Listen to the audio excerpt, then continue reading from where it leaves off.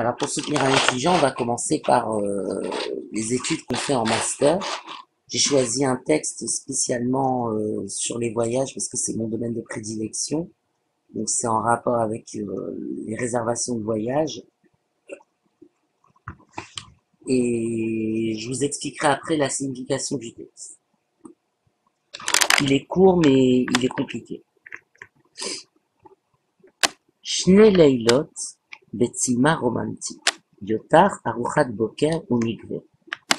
אם יותר מ-110,000 משקי בית חרדיים מתפתחת בישראל, בעשור האחרון תיירות החרדים תוססת למדי.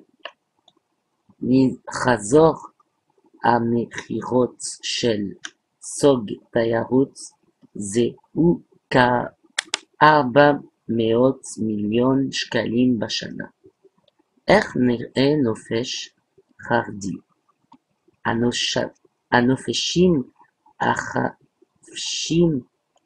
מחפשים מילון או בית הערכה, קשרות ומהודהת, אווירון חרדית,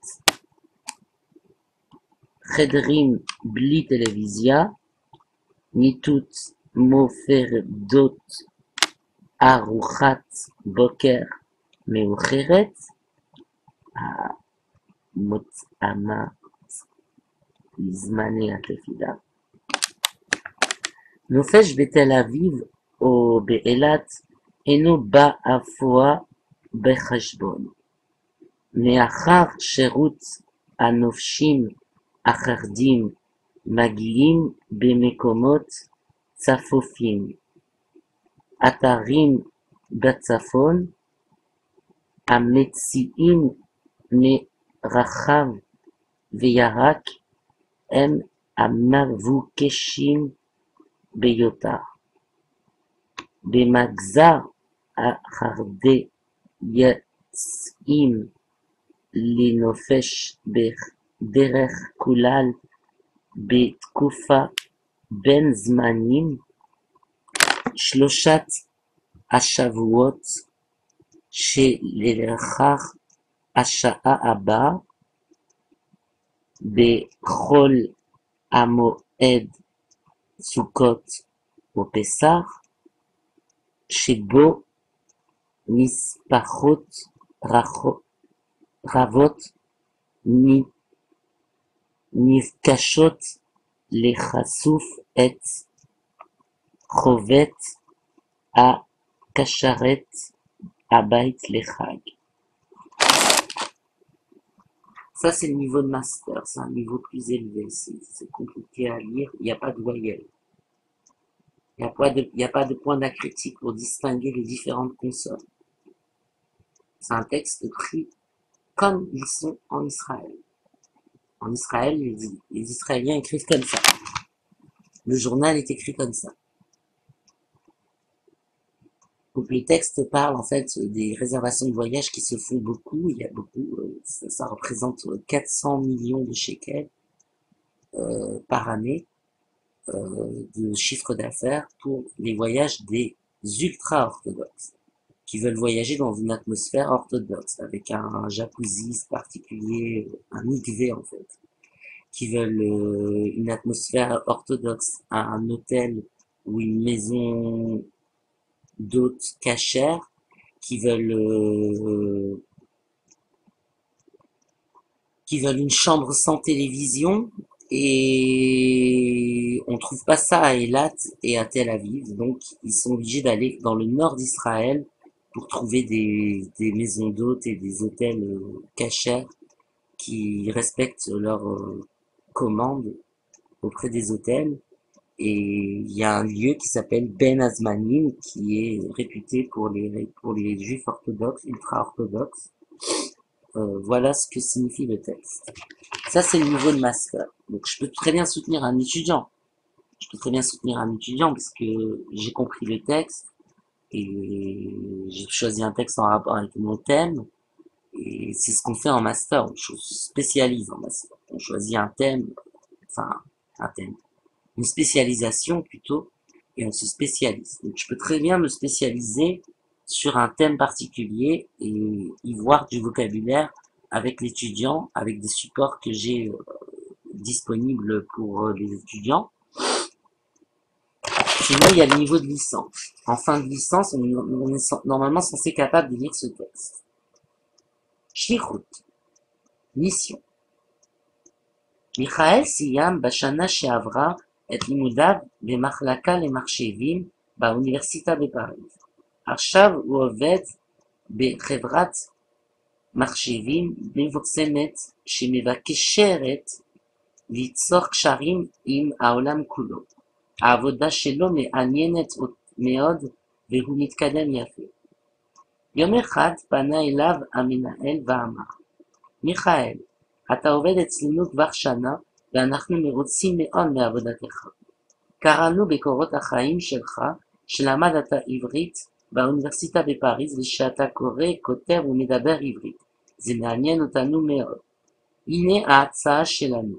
לא מזמן יצרנו קשר עם מספר מרכזי מחקר בישראל. מנהלי המרכזים האלה הסכימו לקבל ליצור נציג שלנו להתמחות בישראל. אני רוצה לברך איתך האם אתה מעוניין לנסוע לישראל, לייצג אותנו ולהתמחות במקום, אחר כך כשתחזור נשמח לשמוע ממך מה ראית ומה למדת. Bon, je m'arrête là, le texte il est assez long, il y a le double. Voilà, donc c'est juste l'introduction. Donc en gros, c'est un étudiant en hébreu qui trouve un travail à Paris dans une société d'informatique et son PDG, son directeur, se rend compte qu'il parle hébreu et il veut développer des liens avec Israël parce que les Israéliens avancent vite dans le développement de l'informatisation. Donc il l'envoie en Israël avec l'hébreu qu'il connaît pour représenter la compagnie, enfin représenter la société en Israël. Voilà ce que raconte le texte. Donc s'il y a une demande au niveau universitaire, je peux tout à fait soutenir des élèves. Donc on a vu ça en arabe, on a vu ça en hébreu, et c'est la dernière vidéo que je fais. Je vous laisse sur cette vidéo. Je vous souhaite de très bonnes fêtes de fin d'année et à bientôt sur les... Donc comme vous pouvez le constater, j'ai un hébreu et un arabe courant.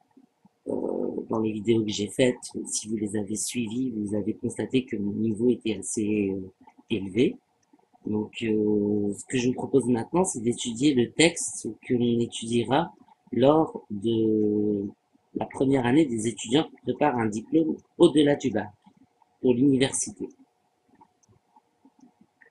إن الصبي حفظ القرآن هذه المرة حفظا جيدا، فهو يذكر أنه رجع من الكتاب ذات يوم فصحبه سيدنا لما وصل إلى بيت أبيه دخل سيدنا صائحا كعادته يا ستار، وجلس فقال للشيخ زعمت أنك ابنك نسي القرآن ولمتني في ذلك لوما شديدا وأقسم لك أنه ما نسي شيئا فكذبتني وعبثت باللحية هذه، وجئت اليوم لامتحان ابنك أمامي وأنا أقسم إن ظهر أنه لا يحفظ القرآن حلقة لحيتي هذه. قال الشيخ أعون عليك، لماذا لا تقول أنه نسي القرآن ثم علمته إياه مرة أخرى؟ قال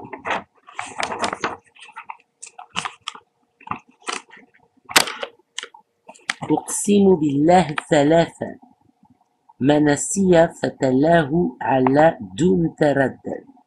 وكان الصبي يسمعه هذا الحوار وكان مقتنعا أن أباه يقول الحقيقة وأن سيدنا يكذب، ولكنه ظل ساكتا حتى الامتحان.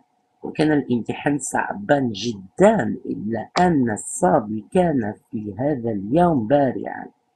سأله أبوه فأجاب دون تردد، وقال له أبوه: فتح الله عليك، إنك أصبحت تحفظ القرآن حفظا جيدا. وخرج سيدنا في ذلك اليوم وهو يلبس جبة من الجخ خلع عليه الشيخ. ووصل سيدنا إلى الكتاب غد ذلك اليوم وهو سعيد جدا، فقال للصبي: اليوم أصبحت أحسن بك شيخا، فشرفت لحية أنيس، ولذلك أعطاني أبوك الجبة. Ça, c'est le niveau qu'on exige en licence. Donc, pour les étudiants qui sont en licence, je propose des cours plutôt pour les débutants. Les étudiants qui sont en licence, je veux bien travailler avec eux, des cours pour des étudiants en licence, parce que j'ai le niveau. Je veux dire, rien que la semaine dernière, j'ai acheté un journal en arabe et je l'ai lu entièrement. Donc, j'ai le niveau pour comprendre la langue arabe moderne. Mais ce que je propose pour les étudiants qui sont en licence, c'est des cours par correspondance. Il suffirait de leur envoyer des exercices de vocalisation, des exercices euh, sur des textes que je vais leur envoyer avec des supports auditifs et vidéo, et ils voient si ça les arrange, si ça les arrange pas d'avoir du travail en plus. Mais généralement, on a suffisamment de travail à la faculté pour envisager de prendre des cours particuliers.